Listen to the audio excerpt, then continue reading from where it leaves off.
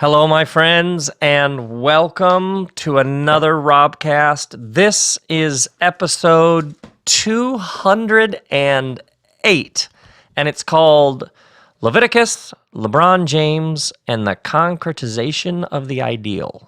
Although, alternatively, I was going to title it Leviticus, LeBron James Socks, the Transforming Power of Makeover Shows, and the Transcendence of Ritual. And then I thought about calling it Leviticus, Makeover Shows, LeBron James, the Concretization of the Ideal, and the Elevation of the Mundane. But that just felt, too short and crisp. So that's what this episode is about. We're going to talk about Leviticus. We're going to talk about LeBron James socks. We're going to talk about all those makeover shows, the concretization of the ideal, the transforming power of ritual, and the elevation of the mundane, and what this has to do with you and me, among other things. So we have a bit of ground to cover. Before we do that, this coming weekend are the workshop readings of my new play. The play is called What's a Nucka? And if you check Instagram, you can see the list of actors who are in the cast. They'll be reading the play, and we're going to have ourselves an experience. I haven't done this before. Let's be straight up about this. This is my first play, and these workshop readings, we're going to have ourselves an experience. If you've ever been to one of my Largo shows, then this will be like that, only totally different, only more people. But as you know, as you figured out by now, I create spaces. That's what I do. I get to create spaces where hopefully we all get to see things we haven't seen before. And I know I will be having the time of my life this weekend, and I invite you to join me. Tickets are discounted at $25. They're at my site, and I'd love to see you there. And the Greenway Theater is here in the lovely Fairfax district, Los Angeles, is a really small theater. Like it caps out at like 100 or something. So there's not going to be that many of us, and we're going to have this experience together, and I would just love to see you there. So that's happening this weekend, and then tour continues on. The Holy Shift Tour continues to roll. So next up, Ohio, I see you. Pittsburgh, I see you as well. Cleveland, Columbus, and Pittsburgh is the next tour leg. Pete Rollins will be opening. And all those info is at my site. And then later, October is Atlanta and Nashville. And then November, I'll be in Denver. And then the whole tour wraps up at the Ace Hotel, the theater at the Ace Hotel here in Los Angeles, December 1st. But Ohio, it's been a while. I'm coming your way, bringing the love. And oh, my word. Yeah, seriously. Oh, and then also, tickets just recently went up. I'm doing another 2-day event here at the Improv in Los Angeles. I have all this new teaching on the mind. It's called A New Mind. The event is called A New Mind. I'm fascinated with thinking about thinking, how the structures, how we have essentially our mental furniture arranged shapes so much of how we live. And there are all these assumptions and expectations baked into the way that we think about things. No wonder we end up making a mess of certain things. And so I'm going to take you through over the course of 2 days. There'll be a bunch of special guests, and there's something that happens at these 2 days. People come from all over the world. You RobCast people, you come from all over the world, and you start interacting with each other. But I'm bringing all this new content, and yeah, just things happen that hard to explain.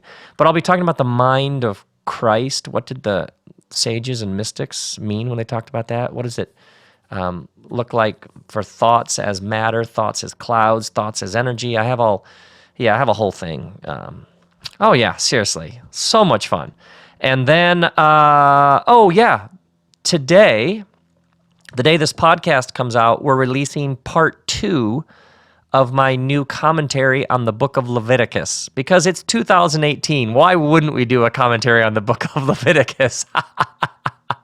And this part 1 came out a couple months ago. It was covered chapters 1 through 7. It's an audio commentary, and it was 3 hours long, the first 7 chapters, and now we're releasing chapters 8, 9, and 10, and that takes another 3 hours I take you through those 3 chapters. And I think you'll see, there's something going on in Leviticus, which is why I'm going to do this episode. So far we've released 6 hours on the book of Leviticus, but I figured I should take one of the ideas from the commentary and just do a RobCast episode on it, because I find all of it so compelling, and also because I'm fascinated with how many people, Leviticus is like a punching bag for the Bible. Like, all the reasons why people don't read the Bible, they're like, seriously, have you ever tried to read Leviticus? What could this possibly have to say to us? And at some level, for me, that's it's like throwing down a gauntlet. Like, there's something within me. In some ways, my life work has been surrounding these ancient texts. They're like base notes, and we need base notes. So they're old and have all sorts of primitive practices and slaughter of animals and tribal consciousness. I mean, there's all sorts of things that we sort of pride ourselves on being, that we've evolved past that, even though, honestly, you can't say that without acknowledging all the ways in which we still have a long way to go. Are you with me? So what I want to do in this episode, to celebrate the release of part 2, is I'm just going to do a brief bit on the book of Leviticus. And one of the ideas, I'm going to do it'll be like a much quicker version. And then in the commentary, it goes on for way, way down, like many, many layers down. But I want to share with you just one of the ideas that's sitting here in the book of Leviticus that has so much, like in the title, transformative power for how you see the world. So we're going to dive into this, and we're eventually going to talk about LeBron James socks, and we're going to talk about makeover shows and the elevation of the mundane and your closets and your breakfast and the backseat of your car. We're going to cover all of that based on a ancient priestly manual that's literally thousands of years old, right? So because, of course, that's what we do. Now, if you try to read the book of Leviticus, it's the 3rd book in the Bible. It's the middle book of the Torah. If you try to read it, if you get through chapter 1, well done to you. But the number of people, it's a graveyard of people who tried to read the Bible all the way through and got to Leviticus. They hit the Levitical wall and were like, that's it, and they tapped out, which I totally get. Because if you read this thing, like, let me just read for you verse 3, chapter 1. You're just 3 verses in. If the offering is a burnt offering from the herd, you're to offer a male without defect. You must present it at the entrance to the tent of meeting so that you may be acceptable to the Lord. You lay your hand on the head of the burnt offering. By the way, scholars don't even really know why the laying on the head of the burnt offering. Some say it's because of transfer of guilt, but it's clearly not because of the larger context of this ritual. I mean, literally, you have scholars going, we don't know what some of these actions mean, or we don't know what the ancient Near Eastern practice is it's referring to. Even the people who know the most are like, yeah, some of this we just don't know. Notice verse 6, you're to skin the burnt offering and cut it into pieces. Cut the animal into pieces. The sons of Aaron the priest are to put fire on the altar and arrange wood on the altar. Then Aaron's sons, the priest, shall arrange the pieces of the animal that was slaughtered, including the head and the fat on the wood that is burning on the altar. We're only 8 verses in, and we're already like, what? Right? Not to mention the large-scale slaughtering of animals, etc., etc. So, for all of you who have like a deep-seated, why would we even waste our time? Let me just start and say, I get it that when you read this thing, it is tough sledding. Verse 12, chapter 3, if your offering is a goat, you're to present it before the Lord. Verse 9, chapter 4, both kidneys with the fat on them near the loins and the long lobe of the liver, which he will remove with the kidneys, just as the fat is removed from the ox sacrificed as a fellowship offering. Then the priest shall burn them on the altar of the burnt offering. It's 7. This book opens with 7 chapters of detailed commands and regulations about how to offer sacrifices on an altar to God. So, if you read this, first off, you're like, what could possibly be going on here? Now, let's go. It's written in English, but if you dip just below the surface, even you can see this pattern in English, although it's very, very difficult unless somebody sort of helps you. And this is what happened to me, is you start reading this and you realize, wait, there's other things going on here. Here's what I mean. In the first 7 chapters of Leviticus, there are these 5 sacrifices that the people are commanded to offer. And there is a pattern of 7 commands, 7 major commands given to Moses about how he's to offer these sacrifices, how to do these rituals. Now, what's really interesting is if you then forward to chapter 8, in chapter 8, when these priests were ordained, because you need somebody to embody it, to show you how to do it, how to do these rituals. In chapter 8, there are 7 major commands about how to ordain these priests. Now, why is that interesting? Because these priests and these rituals are to be enacted at the tent of meeting, like a portable tabernacle, temple in the wilderness.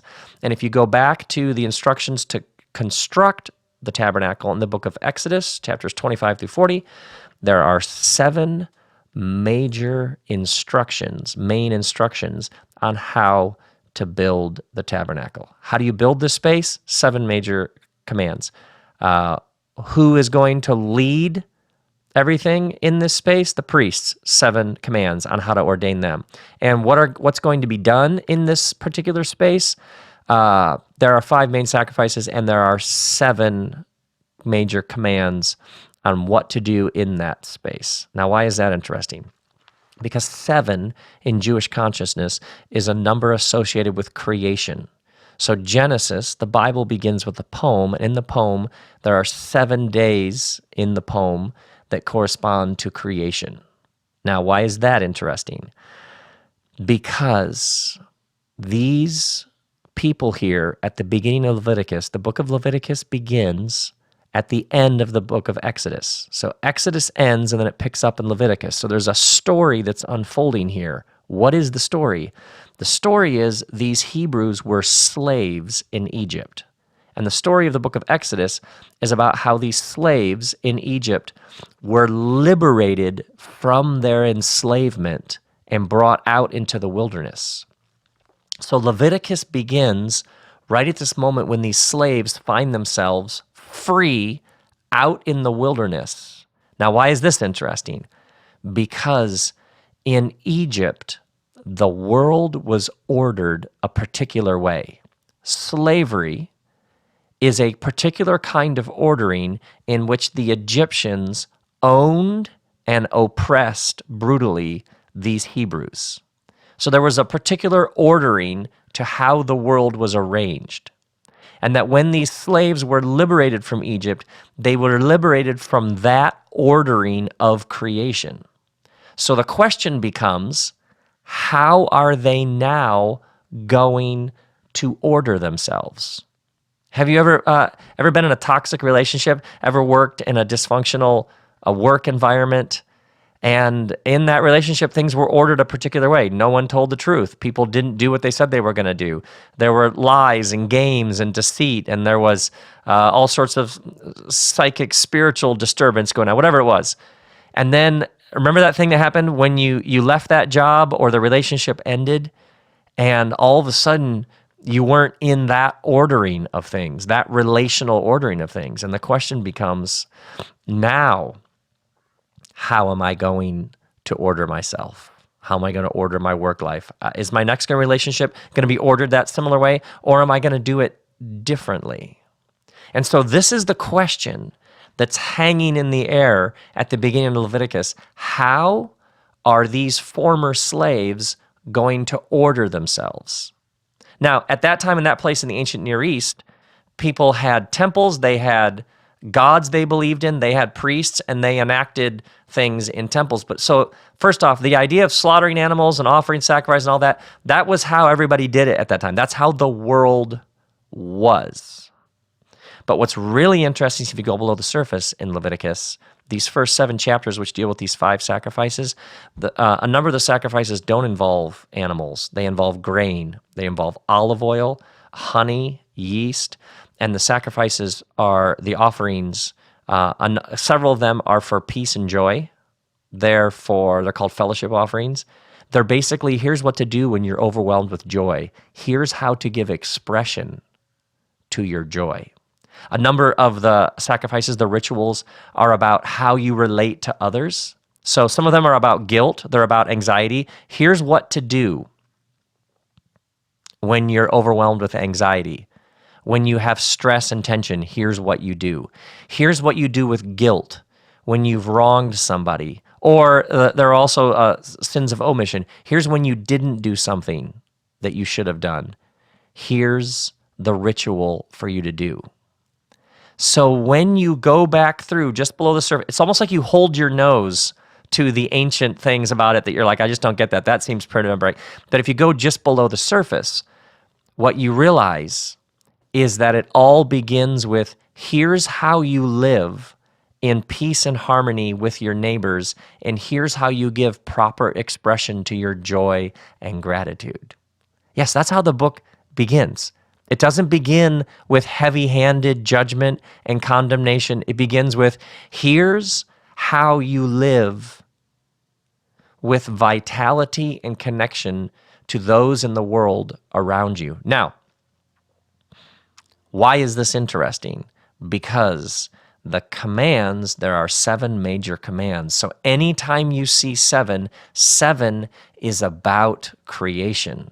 So what is this about? This is about a new ordering of the world. There is the old ordering of the world, which was slavery, oppression, and just brutal abuse. Now these rituals these people are given are for a new ordering of the world. And the way that you order the world in new ways begins here with these particular rituals. Now, these rituals then, and this is why the book is so hard to read and why it can be so boring and easy to be bogged down, is you read it and you're like, and God commanded this, and God commanded this, and God commanded this, and then Moses was told to do it this way, and it appears like, man, this God is like obsessed, this particular Hebrew God here in the story appears to be obsessed with details and appears to be absolutely driven to have people do things a particular way. Yes, you're correct. And when you read it, it feels heavy-handed, but then remember, creation is always about making distinctions.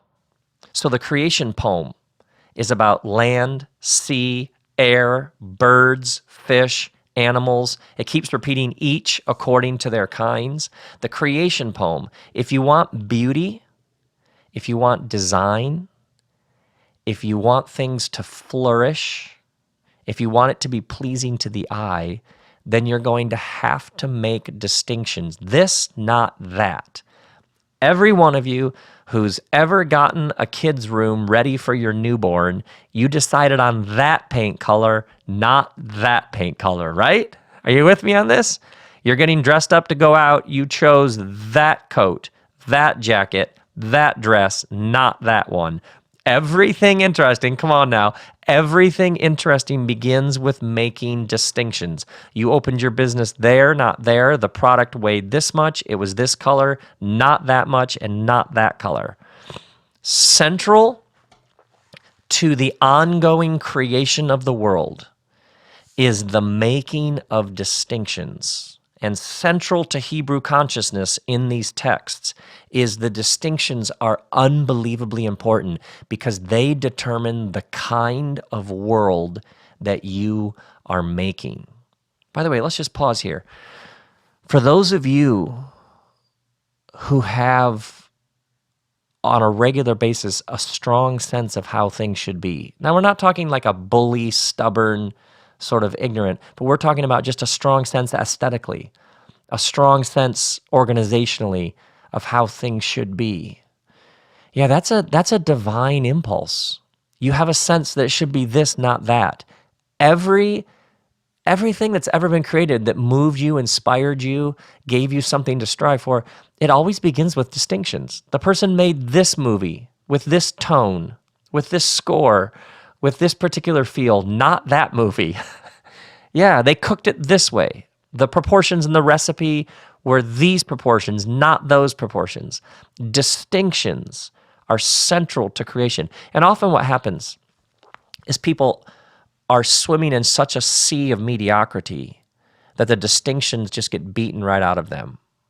The committee, the red tape, the headquarters, the boardroom, they just beat the distinctions out. It doesn't matter. Just make something that's cheap.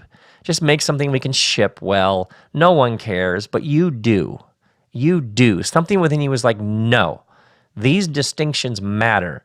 If you're a parent and there are certain things about the space that your kid is inhabiting where you're like, no, it's not good enough.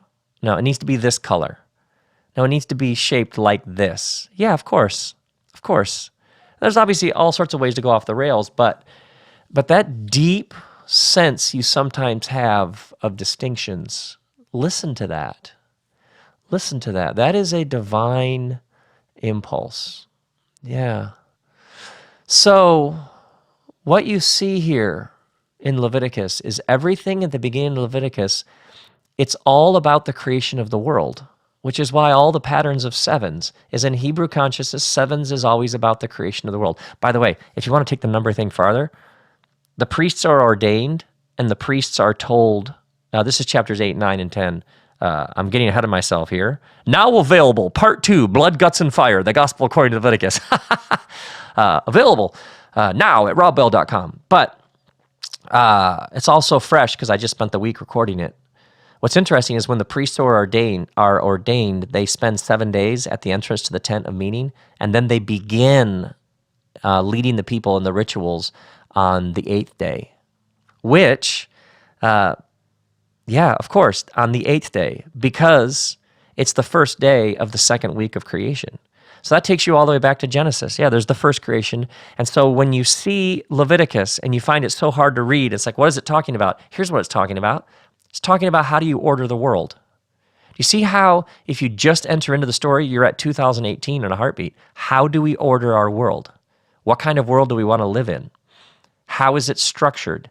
Is it okay that more and more and more and more wealth is in the hands of a smaller group of people? Is that okay? Is that a good ordering of the world? Because Leviticus is about a sharp critique of any system where a small group of people have more and more and more of the wealth. So you'll see, and later on in the commentary, I get into all the regulations that are about making sure that everybody has enough, making sure that everybody has enough food, making sure that everybody has enough access to cultivation, to the stewardship of the land. Yeah, it's always about justice. The rituals are always about justice. So you can see why these former slaves have this pressing question in the ancient Near East thousands of years ago. How are we going to order ourselves in such a way that we don't end up back in slavery?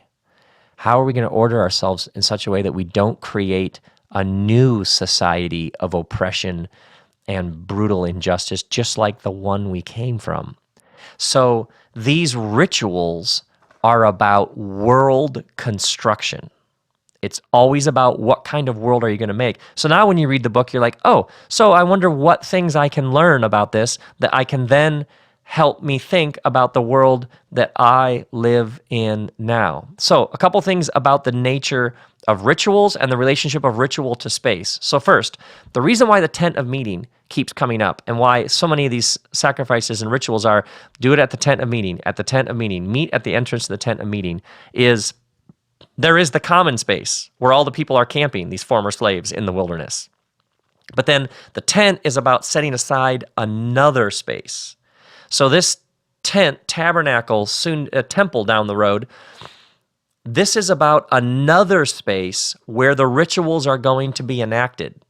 So essentially, think about space as the world that you and I live in is chaotic, it's messy, it's often unfair. We are bombarded with advertisements, with fake news, the undernet. It is a place often where disorder seems to be running rampant. But then the tent of meeting is about creating a space that is not like that space. It's about creating a space that is ordered, harmonious, and has a certain, once again, it's thousands of years ago, a certain logic to it. So the idea is this: you come out of that space that you inhabit that can often be destabilizing, disorienting, and can make you just flat out discouraged and depressed. You come into this other space in order to see, feel, experience, and taste how things could be. So this other space, this tent of meeting tabernacle space, is in many ways a critique of that other space. Because what it does is it says things could be better. So every single thing here happening in the book of Leviticus where it mentions the tabernacle, think to yourself, it's about hope. Things could be better. So you go into this space and you enact a ritual in order to have your imagination activated for what could be. Scholars call this the concretization of the ideal. There's an ideal. There's a place that we could go. There's a way the world could be, and you feel it just like I feel it. Are you with me on this? There is a way our politics could function. Honesty, dignity, respect, maturity. There is a way our economics could function. Everybody has enough food. Things are fair. The playing field is level. There is a way we could care for our earth where it's sustainable, where we're not leaving behind a mess for our grandchildren. There is a way things could be. And the power of a space, a ritual space, is you come into that space and you enact how it could be in order to fill you with hope and to remind you that you have power. If I can do this ritual and I can bring order and peace to this space, then maybe I could bring a bit of order, peace, harmony, and justice to other spaces as well. Do you see how rituals are in many ways the antidote to despair? Yes, I know it looks like things are going off the rails. Yes, I know like the thing's about to hit a wall. Yes, I know it looks like the thing is getting worse. But when I enact this ritual, at least in that moment and in that space, things are something else. They're better. They're what they could be. They're a concrete feel, taste, touch, embrace of the ideal. So that's what's happening here. I mean, think about music. Think about that thing when you go to a show and all these people are singing together and they're from different backgrounds and they're from different socioeconomic spaces, and yet all these different people from all these different places come together and sing together. And this is why it's so beautiful, is you think, if we can sing together, if we can agree on this, the ancients called it a resonating interval, when you breathe, chant, or sing with other people, because literally your bodies are syncing up. You're inhaling and exhale. If you and I sing together, we're inhaling and exhaling at the same time. So our bodies are doing, one of the central things our bodies are doing it together at the same time. And it's like, if we could be united at this level, man, it raises questions and possibilities about other ways that we could be united. So you see why group singing has for thousands of years been such a profound ritual. It's a concretizing of the ideal, is if we could agree on these notes and singing at this time, pauses, breath, inhale, exhale, man, that opens the door to all sorts of possibilities. Yeah. My friends, we're just dipping our toe in the book of Leviticus. Now, central to the rituals is detail, which is why the book of Leviticus is so incredibly hard to read, is because it just keeps repeating detail. Put the part here, put the thigh here, offer the grain this way. It's just mind-numbing in its repetition of detail. But remember, central to the ordering of a new world are rituals that give you a vision and an imagination of that new world. And central to a ritual is always the importance of detail, the elevation of the mundane. The details always matter, because if you can get the details right, that's the first step. If you want to create a new world, start by getting breakfast right. You see what I mean? Like you're filled with this profound sense, this foreboding sense of despair. You feel like your life is out of control. You feel like nothing makes sense. You feel like everything you do just sort of start by getting breakfast right. By the way, side note, tangent, general rule, don't eat in your car. You know what I mean? Just try not to eat standing up. Just real basics. Sit down, Even a napkin is nice. Do I sound like I'm 85 or what? Try to use a napkin. But seriously, start with the small. And once again, this has nothing to do with money, nothing to do with education. This is like who you know, network. This is just get your breakfast right. Eat it sitting down.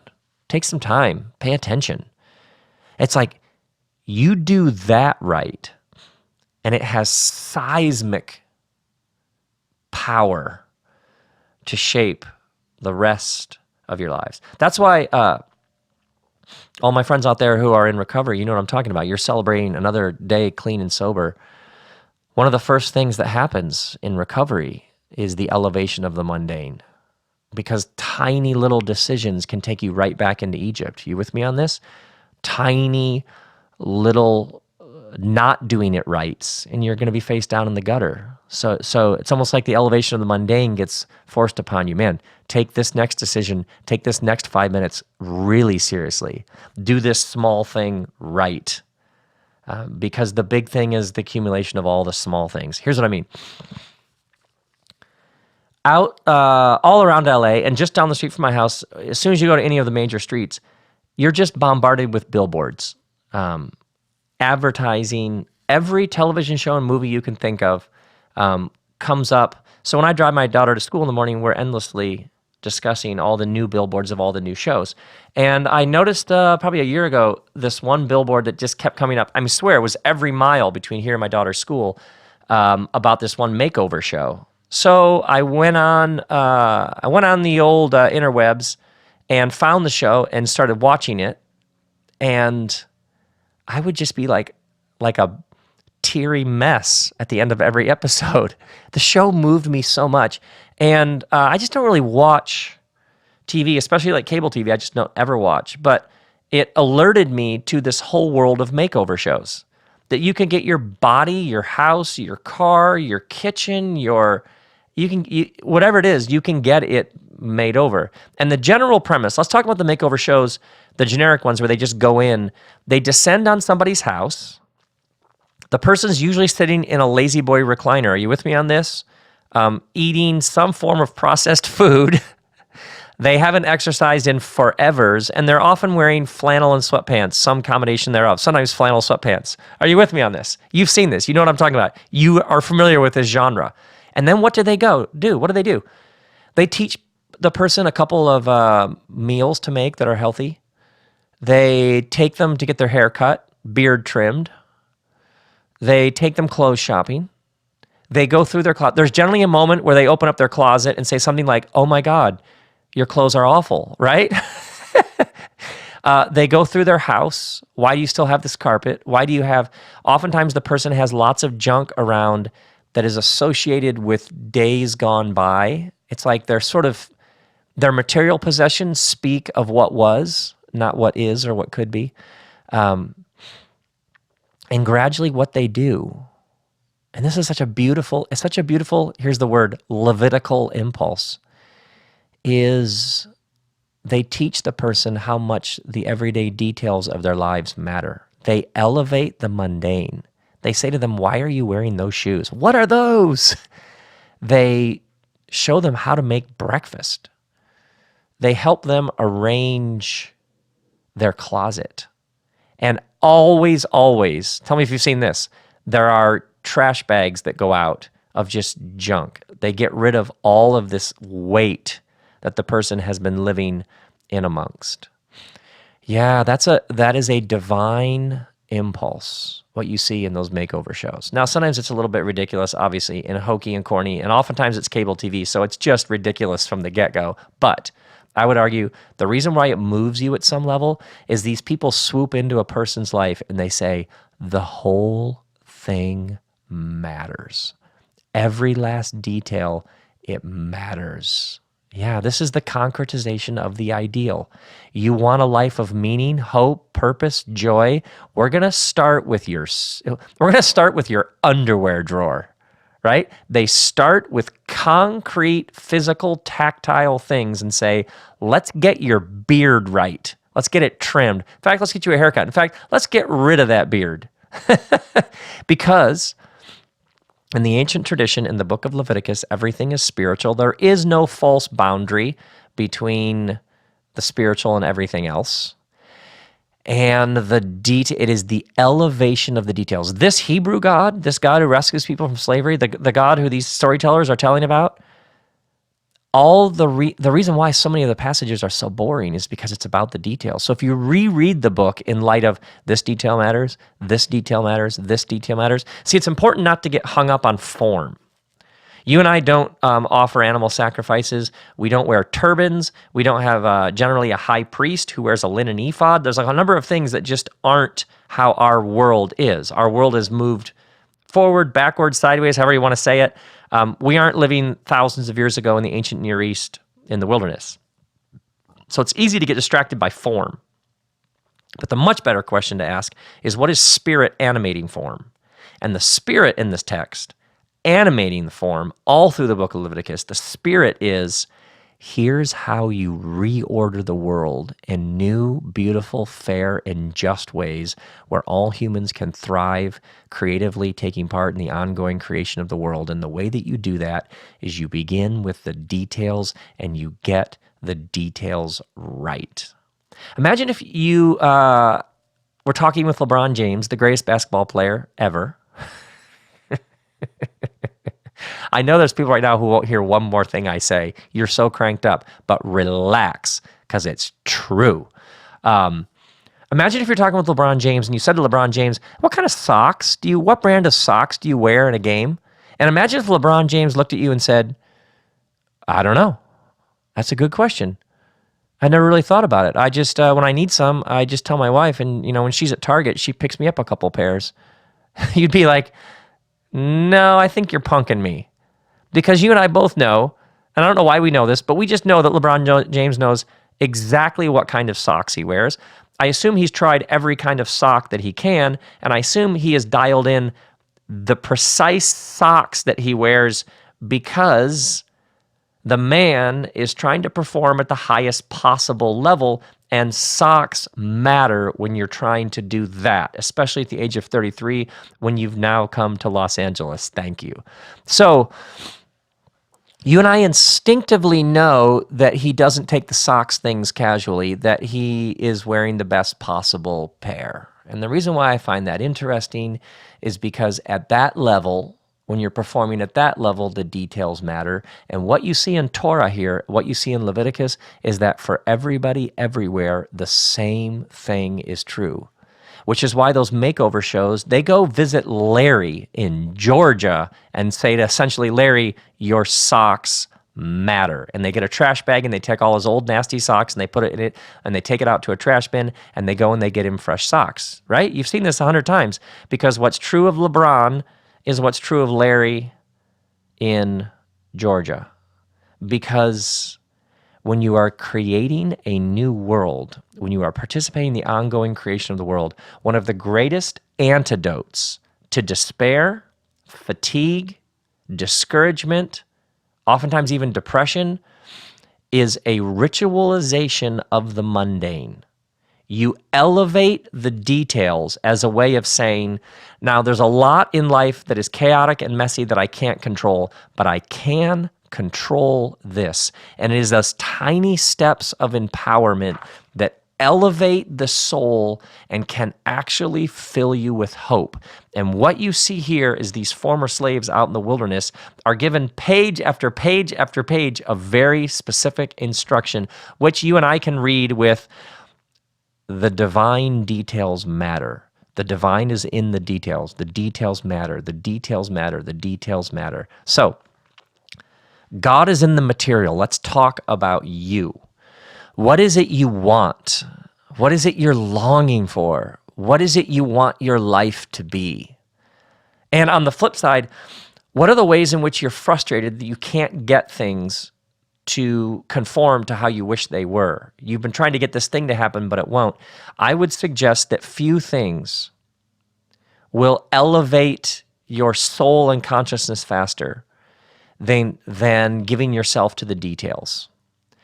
And simply, one of the ways is just to ask, what is the ideal that I'm longing for, and how can I concretize that in space and time right now in some small way? What could I actually do? I'm powerless over X, but could I do Y as a way of taking that ideal and bringing it into the present space, time, flesh, and blood? Maybe you were wronged by somebody, and you carry around such rage against them. And it would be better to have a future without that anger and rage, carrying that wound everywhere you go, because wounds are heavy to carry around. But that might take a while. So maybe you just begin each day by writing their name down. And you just say, I write their name down as a way of freeing myself from them, to remind myself that they're a human being, that they're loved, that I can be free of them, whatever it is. You start with the most basic. A ritual, you have to be able to do it, by the way. A ritual has to be something you could actually do. Do breakfast right. Do breakfast right, and your whole day will change shape. Yeah. It's interesting how many people talk about this sense of being really, really busy, of moving so fast, the weeks just fly by, and you ask them what they have for breakfast, and they're like, I grabbed something on the way out the door. No wonder. Yeah, and of course, no wonder the whole thing feels chaotic. There aren't any rituals that take the ideal and put you in the midst of the ideal in flesh and blood and space and time. How do you take part in a new reordering of the world? You start by ordering the space in your life that you can control in purposeful, streamlined, focused, disciplined ways. If you have closets full of stuff that you don't use, you get rid of it. Your closet's being ordered. Few things will cause your soul to soar like an eagle than the physical spaces around you being aligned and organized well. And I know that sounds like an advertisement for the Container Store, but it is. Yeah, it's the concretization of the ideal. It's the transforming power of ritual. It's the elevation of the mundane. Yeah, and for so many people, we don't live in a very ritualized culture, so for so many people, this lesson got missed, and then no wonder life feels chaotic. Go back to the story. Go back to the ancient Near East, to a group of former slaves wandering the wilderness, and just tell them, hey, just sort of figure it out, go with your guts. If it feels good, do it. Right? Think about it. Think about a friend of yours who's just devastated by some horrific trauma. And it's just like, it's just putting one foot in front of the other is taking all their energy. And if you were like, well, just get back in the game, see how it goes, wishing you the best, not that helpful. But tell you what, I'll meet you each morning. We'll go for a walk. We'll notice the birds singing. Then we'll have a nice meal. Then we'll clean up. Then we'll put on clean clothes, right? You start with the absolute basics. How are we going to put our life back together? How am I going to move on after that relationship? How am I going to make it when the job is gone? And what do I do with that? Here's how I'm going to do. I'm going to start, and I'm going to bring order, peace, calm. I'm going to think through all the places and the ways I want my life to go, and then I'm going to right now, here today, do small little details that point me in that direction. And who knows? Yeah. So it's interesting also when you read the scholarly literature on Leviticus. Once in a while, you'll see a scholar who gets it and who's like, wait, this is an insanely hopeful ancient text because it says in a deeply disempowered world. Because remember, in a tribal conscious culture in the ancient Near East thousands of years ago, a tribe could come over the hill any moment and just wipe you out, take you all slaves. Like this had just happened in Egypt. This could happen. You'd just come out of slavery. You could be, and obviously the story throughout the rest of the Hebrew scriptures is constantly there's a neighbor who's making their lives miserable. So it's a very tenuous life and death hang in the balance. Talk about fear, terror, paranoia, and yet what they're given is, here, you can do this and have joy. There's literally chapter 8 at the end of the ritual. Then everybody, where is it? Chapter 9. Somewhere in here. Wait, where? Yeah. The end of chapter 9, Leviticus, they've done the rituals for the first time. And when all the people saw it, they shouted for joy and fell face down. Just the base note, just below the surface of Leviticus, it's said explicit here at the end of chapter 9, is that ordinary people can live in the midst of incredible stresses with joy and wonder and awe. That's the insistence this storyteller keeps bringing up in this very hard to read ancient priestly manual. Ordinary, average people who've been through horrific oppression and trauma can be in a very tenuous life and death, terrifying situation in which life hangs in the balance, and they can be filled with wonder and joy and awe. And that, my friends, is good news. May grace and peace be with you.